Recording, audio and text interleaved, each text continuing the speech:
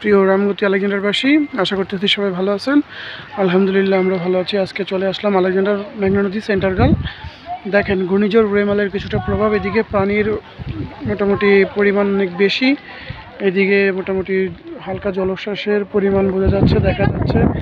আর হচ্ছে বিশেষ করে 9 নম্বর মহাবিপদ সংকেত জারি করা হয়েছে আমাদের রামগতি আলেকজান্ডার অধীনে।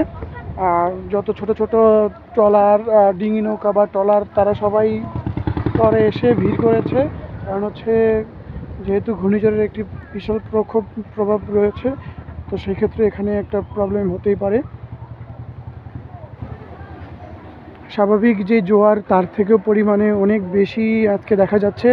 আর যে সময় জোয়ার হওয়ার কথা তার থেকে 1 কি 1.5 ঘন্টা আগে জোয়ার অলরেডি শুরু হয়ে গেছে। দেখেন, প্রচণ্ড পানিতে অলরেডি আমাদের এই গ্রামের কিছু অংশটা তলিয়ে গিয়েছে। দেখেন, প্রাণীর প্রভাব জোয়ার মাত্র শুরু। আমি যে হাঁটতেছি যে রাস্তা দিয়ে, এই রাস্তাও হয়তো কিছুক্ষণ পরে তলিয়ে যাবে, সেটাও বলা মুশকিল। কারণ যে জোয়ারের যে পরিমাণ স্রোত দেখা যাচ্ছে, জোয়ারের পানি যে পরিমাণ বাড়তেছে, মনে হয় না যে আজকে এই রাস্তাটাও রক্ষা পাবে। প্রচুর পরিমাণ জোয়ার দেখতে পারতেছেন আপনারা। এই যে দেখেন, আমাদের যে সামান্য জোয়ার, এই সামান্যটুকু জোয়ারে আমাদের এই জনজীবন একবারে বেহাল দশায়, যে অলরেডি ডুবে গেছে এই এলাকার এই স্থানগুলি, সবগুলি তলিয়ে যাচ্ছে। কিছুক্ষণ পরে জোয়ারের যে পরিমাণ স্বাভাবিক গতির চেয়ে অনেক বেশি, কিছুক্ষণ পরে হয়তো এই যে রাস্তাটা হয়তো তলিয়ে যেতে পারে।